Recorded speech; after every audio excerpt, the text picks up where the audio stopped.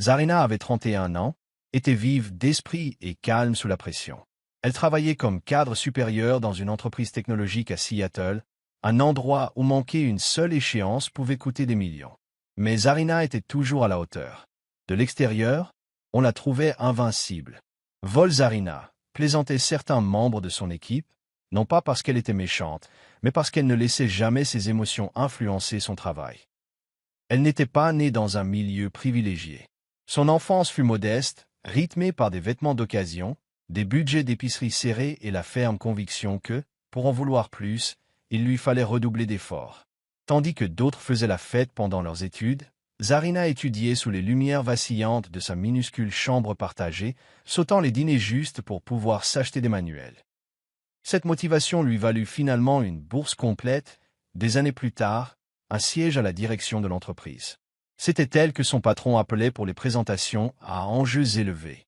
Ses collègues la respectaient non seulement pour ses compétences, mais aussi pour son calme, même lorsque tout semblait chaotique autour d'elle. Pourtant, une fois les réunions terminées et les lumières du bureau tamisées, Zarina rentrait seule chez elle. Sous sa surface posée se cachait une femme qui aspirait à la chaleur, à l'amour, non pas celui qui s'accompagne de fleurs et de flatteries, mais celui qui se fait discret, celui où quelqu'un vous prend la main après une journée épuisante et vous dit « Je suis fier de toi ». Les relations avaient fait des allers-retours. Certains hommes n'arrivaient pas à gérer son succès. L'un d'eux lui avait même dit « Tu me fais me sentir petite ». Elle en avait ri devant lui, mais avait pleuré seule ce soir-là, ne sachant pas ce qu'elle faisait de mal. Puis, un soir de printemps, son amie Paulina l'avait invitée à un petit dîner d'anniversaire. Zarina failed to refuse her. Elle était fatiguée. Mais Paulina insista. Juste pour 1 heure. Ne dis pas non comme ça. Zarina est arrivée en retard au dîner, toujours en tenue de travail, un pantalon noir élégant et un blazer gris. Le restaurant était chaleureux et animé, niché dans une rue calme de Capitol Hill. Elle s'arrêta près de l'entrée, hésitant déjà à faire demi-tour. Puis elle aperçut Paulina qui lui faisait signe avec enthousiasme. « Par ici ». Zarina s'approcha et sourit poliment au groupe. Elle n'était pas d'humeur à bavarder. Mais alors qu'elle sirotait tranquillement du vin près de la fenêtre, un homme s'approcha d'elle. « Vous devez être Zarina, » dit-il. Elle se retourna, un peu surprise. Il n'était ni tape-à en grave l'œil, ni tapageur. Juste une coupe impeccable, vêtue d'un pull bleu marine, et son sourire était calme. « Comment le savais-tu » demanda-t-elle. Il rit. Paulina dit que si je voyais une belle femme qui avait l'air de regretter d'être venue, ce serait toi. Zarina rit. Vraiment. Elle fut prise au dépourvu. Il s'appelait Jarin. Il travaillait dans le conseil en ressources humaines, avait le même sens de l'humour pince sans rire qu'elle appréciait et ne semblait pas le moins du monde gêné qu'elle gagne plus d'argent que lui. Ce soir-là, ils parlèrent de tout. Leur rendez-vous raté, leur amour pour les Golden Retrievers, le café infect de leur résidence universitaire. Il y avait quelque chose de facile chez lui. Pas de performance. Pas d'ego.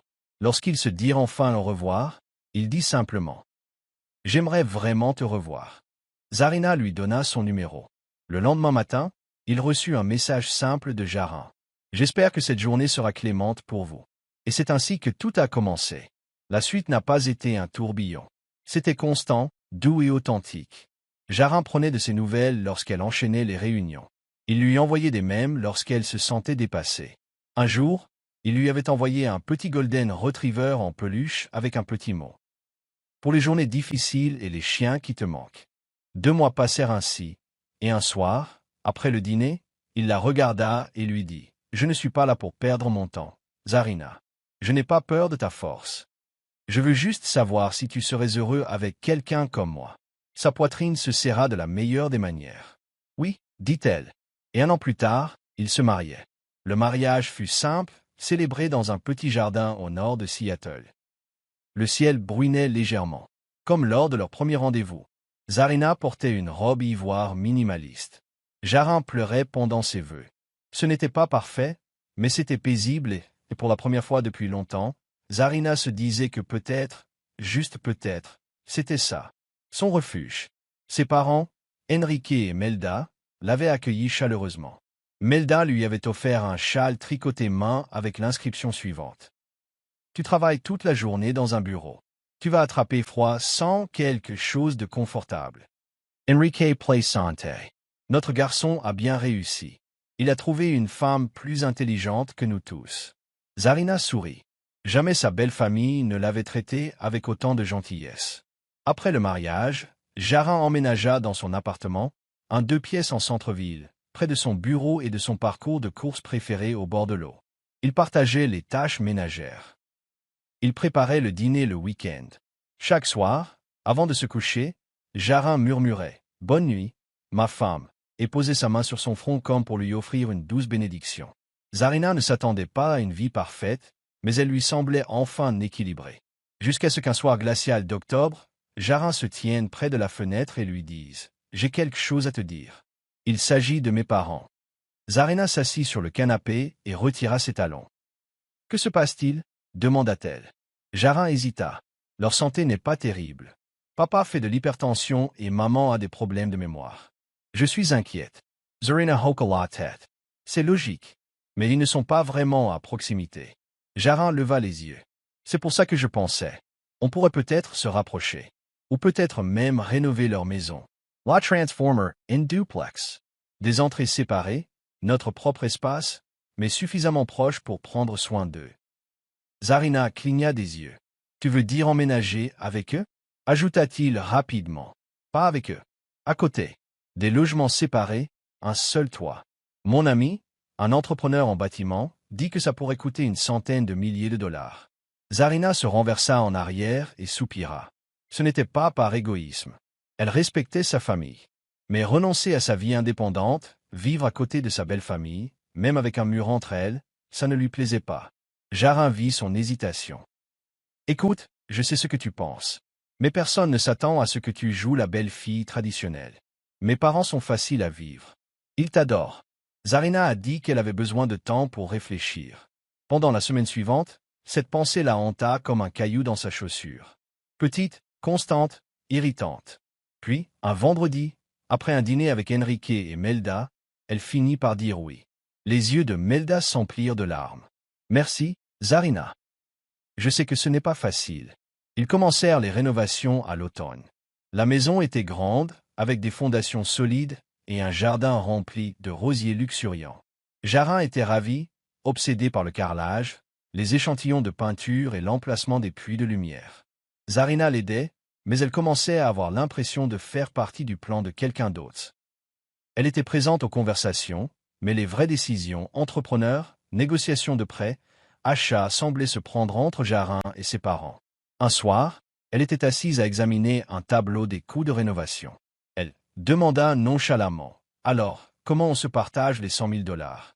Tes parents contribuent à moitié ?» Jarin hésita, se frotta le cou et dit « J'espérais que tu pourrais avancer les frais pour l'instant. Ils sont un peu dans une situation délicate. » Farina se redressa. « Tu dis que je paie tous les frais ?» Il lui prit la main. « Pas pour toujours. Juste le temps qu'ils se remettent sur pied. Je te le rendrai. » Elle ne répondit pas immédiatement. Quelque chose en elle changea. Une porte silencieuse s'ouvrit, révélant un premier aperçu inconfortable. Elle accepta néanmoins. Elle transféra les fonds. 70 000 dollars de ses économies et le reste en mensualité. Melda l'a appelée en larmes pour la remercier. Enrique lui a envoyé une lettre manuscrite l'appelant « Que cette famille soit bénie ». Farina y croyait autrefois. Mais quelque chose au fond d'elle commença à s'agiter. Au fil des mois, la maison prit forme. Nouveaux murs, installation électrique neuve, parquet ciré. Mais à chaque couche de peinture, Zarina avait l'impression d'être dépeinte comme si elle était sortie de sa propre histoire. Jaron cessa de lui demander son avis sur les changements majeurs. Au lieu de cela, les décisions lui sont venues sous forme de mise à jour. Nous avons opté pour du marbre pour l'îlot de cuisine, a-t-il dit un jour. Vous allez adorer. Mais elle n'avait même pas vu les échantillons. Un samedi soir, Zarina demanda à nouveau. Combien avons-nous dépensé jusqu'à présent? Jaron feuilleta quelques factures. Je dirais près de 95 dollars. Ne t'inquiète pas, ma puce. Ça en vaudra la peine. Zarina sourit faiblement. Mais le doute s'installait en lui. Puis vint la nuit qui changea tout. Zarina revenait d'un voyage d'affaires lorsqu'elle demanda à Jaron de discuter du budget avec elle. Je veux garder la trace de chaque dollar dépensé, dit-elle. Jaron se gratta la tête, évitant son regard. Il y a quelque chose que je dois te dire d'abord, marmonna-t-il. Son cœur ralentit. Qu'est-ce qu'il y a? Il soupira. Mes parents, ils sont endettés. Une dette considérable. Environ 140 000 $. Zarina en eut la bouche sèche. Pourquoi? Papa a investi dans une chaîne de café. Échec. Il a contracté un autre prêt pour réparer le premier. Ça a dégénéré. Elle le fixait du regard. Et c'est seulement maintenant que je l'entends. Jaron avait l'air honteux.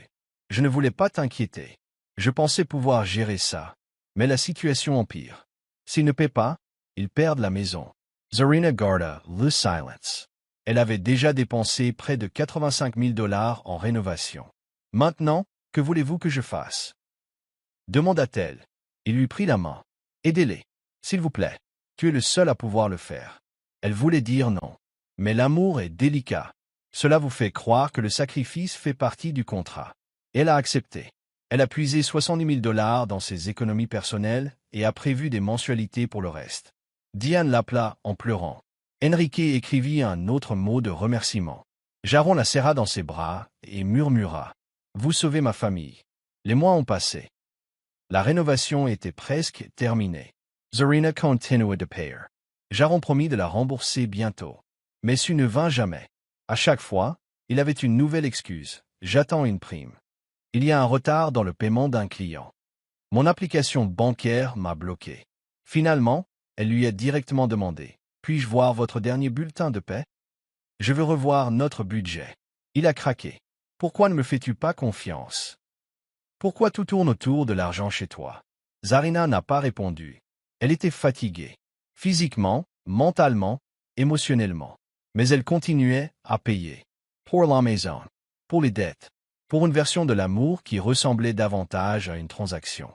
13 mois après avoir commencé à payer, Diane a appelé. Tu es incroyable, ma chérie.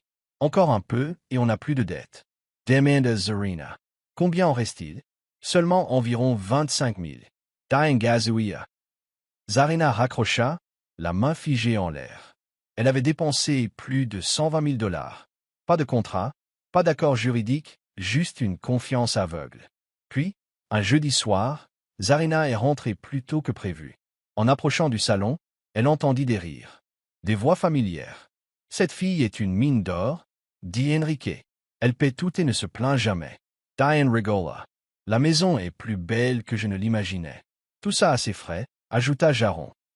Une fois que tout sera terminé, il sera peut-être temps de la laisser partir. Tôt ou tard, elle commencerait à poser des questions. Zarina se figea derrière le mur du couloir. Ses doigts serraient son sac si fort qu'il lui faisait mal. Son cœur ne s'est pas brisé dans un cri. Il s'est brisé en silence. Elle n'a pas fait irruption dans la pièce ni exigé de réponse. Au lieu de cela, elle s'en alla.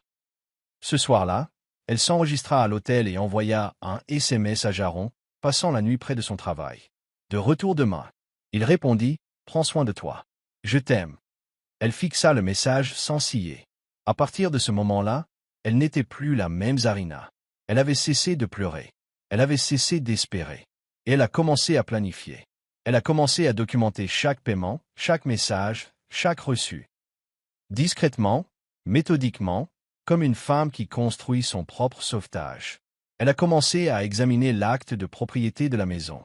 Lors des premiers travaux, elle avait suggéré la copropriété. Mais maintenant, elle travaillait avec un avocat discret pour transférer le titre de propriété complet à son nom sous couvert d'avantages fiscaux. Jaron ne posa pas de questions. Il signa les papiers sans les lire. Distrait comme toujours. Zarina sourit à son tour. « Merci. » dit-elle doucement. « Pourquoi ?» demanda-t-il. « Pour m'avoir fait confiance, » répondit-elle. Il sourit et l'embrassa sur le front. Mais intérieurement, elle était déjà partie. Elle continuait à jouer son rôle. Elle préparait le dîner, participait aux brunchs familiaux. Mais chaque geste était calculé. Chaque rire était répété. Jaron croyait qu'elle était toujours la femme qu'il adorait. Il ignorait totalement qu'elle enregistrait ses conversations, sauvegardait ses emails et suivait ses dépenses. Un samedi, alors qu'il regardait un match de football avec Enrique, Zarina ouvrit son ordinateur portable. Aucune trace de revenus, aucun relevé de paie. Rien de ce qu'il prétendait avoir gagné n'a été retrouvé. Pourtant, il avait toujours de nouveaux gadgets, des baskets neuves, des cadeaux pour ses parents. D'où vient cet argent? Se demandait-elle. Ce soir-là, elle en a reparlé. Parlons finances. J'ai tout dit. On pourrait peut-être trouver un équilibre. Jaron haussa les épaules. Tu le fais parce que tu es doué, pas parce que je te l'ai demandé. Zarina lui adressa un sourire sec. Ce n'était pas le sourire d'une femme amoureuse. C'était le sourire de quelqu'un qui voit enfin la vérité. Elle a arrêté d'insister. Elle a arrêté de partager ses coordonnées bancaires. Mais elle n'arrêtait pas de documenter. Chaque virement, chaque demande, chaque reconnaissance de dette qu'il rédigeait. Elle ne savait pas quand elle les utiliserait, mais elle le ferait. Ses beaux-parents la félicitaient encore en public. Ils lui apportaient des pâtisseries et la qualifiaient de meilleure belle-fille du monde. Ils ignoraient qu'elle les avait entendus. Ils ignoraient qu'elle était devenue l'observatrice silencieuse de leur complot. Et ils ignoraient que tout ce qu'ils avaient construit était sur le point de s'effondrer. Pierre par pierre, de l'intérieur vers l'extérieur. Puis, un mercredi après-midi pluvieux, la journée de Zarina s'est terminée tôt. Elle décida de surprendre Jaron avec ses biscuits aux châtaignes préférés, achetés dans une boulangerie près du bureau. En arrivant dans l'allée, elle remarqua le SUV d'Enrique, garé devant. Étrange, ce n'était pas dimanche. Elle entra discrètement, sans allumer les lumières du couloir. Des rires fusèrent du salon. Elle resta figée dans l'ombre. « Elle paie toujours, n'est-ce pas » demanda. « Bien sûr, » répondit Jaron. « Pourquoi arrêter le manège alors que tout se passe si bien ?» Une voix de femme inconnue se fit entendre. « Tu as de la chance qu'elle soit si naïve. » Jaron rit. Dur à l'extérieur, doux à l'intérieur. Dis-lui juste quelques mots doux, et elle tombe à pic. Zarina n'est pas entrée. Elle s'est retournée et est sortie. Cette fois, elle ne partait pas simplement. Elle effaçait toute trace d'elle-même de leur vie, à ses propres conditions. Cette nuit-là, Zarina ne dormit pas. Elle ne pleura pas non plus. Au lieu de cela, elle sortit un petit enregistreur du tiroir de son bureau et le glissa dans son manteau. Le lendemain soir, elle rentra à la maison avec un sourire serein et sa grâce habituelle. Jaron l'accueillit à la porte comme toujours, faisant comme si de rien n'était. « J'ai passé une bonne journée » demanda-t-il. Zarina hocha la tête, l'embrassa sur la joue et alla à la cuisine. Elle prépara le dîner, servit du vin et rit au bon moment. Ils étaient assis avec Enrique, Melda et un nouvel invité. Jaron présenta quelqu'un comme un associé. Zarina sourit poliment et prit des notes mentales. Chaque mot, chaque expression, tout était enregistré. Incoulisses. Zarina avait déjà demandé le divorce. Discretement. Proprement. Elle a également entamé le processus de rachat des 60 000 $ restants de la dette de ses beaux-parents.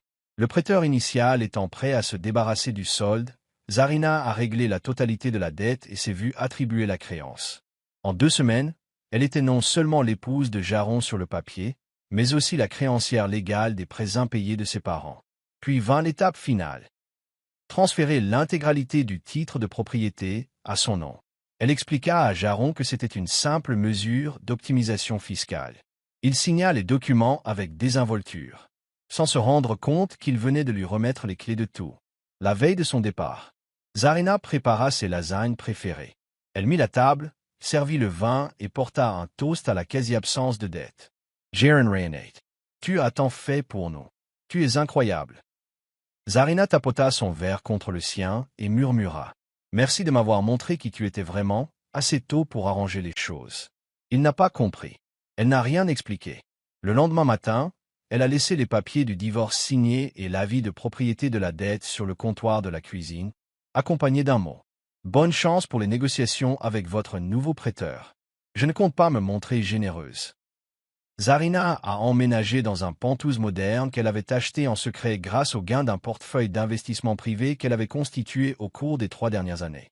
L'espace était ouvert et lumineux, avec vue sur le front de mer de Seattle. Le même après-midi, son avocate, Claudia, a envoyé des avis d'expulsion à Jaron, Enrique et Melda. 3 options leur étaient proposées: payer la totalité de la dette dans les 60 jours. Quitter la propriété ou vous risquez des poursuites judiciaires.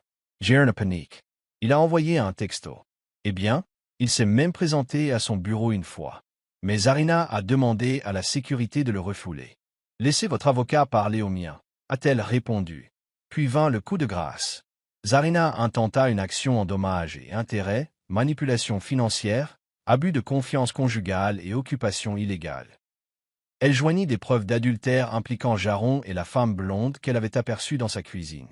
Claudia a demandé 75 000 $ d'indemnisation, plus le recouvrement de la totalité de la dette de 60 000 $. Jaron est arrivé à la médiation l'air vide. Zarina, s'il te plaît, a-t-il murmuré. Tu me détruis. Elle croisa son regard, froid et clair. Non, tu t'es détruit toi-même. Je signe juste les papiers. Sa petite amie a proposé un arrangement à l'amiable pour éviter un scandale public. Zarina a accepté. Non pas par pitié, mais pour lui rappeler une dernière fois qu'elle avait désormais le contrôle total de la situation. Lors de la vente de la propriété de Lakeview, Zarina est repartie avec un bénéfice de 40 000 $. Plus important encore, elle est repartie sereine. Elle a réinvesti chaque dollar judicieusement, a fait appel à un conseiller financier et a suivi une formation en stratégie de patrimoine personnel. Sa vie est devenue plus calme, plus sereine. Ses parents, autrefois sceptiques quant à ses choix, se sont rapprochés et sont devenus plus fiers. Elle ne courait plus après l'amour pour se sentir entière. Elle le choisissait avec soin, voire jamais. Et, un soir d'automne, debout sur son balcon, regardant le soleil se fondre dans la mer, elle se murmura « Je ne suis l'investissement de personne. Je suis le retour ». L'histoire de Zarina n'était pas une question de vengeance. Il s'agissait de se reconquérir et choisir de ne plus jamais laisser personne voler ce pouvoir.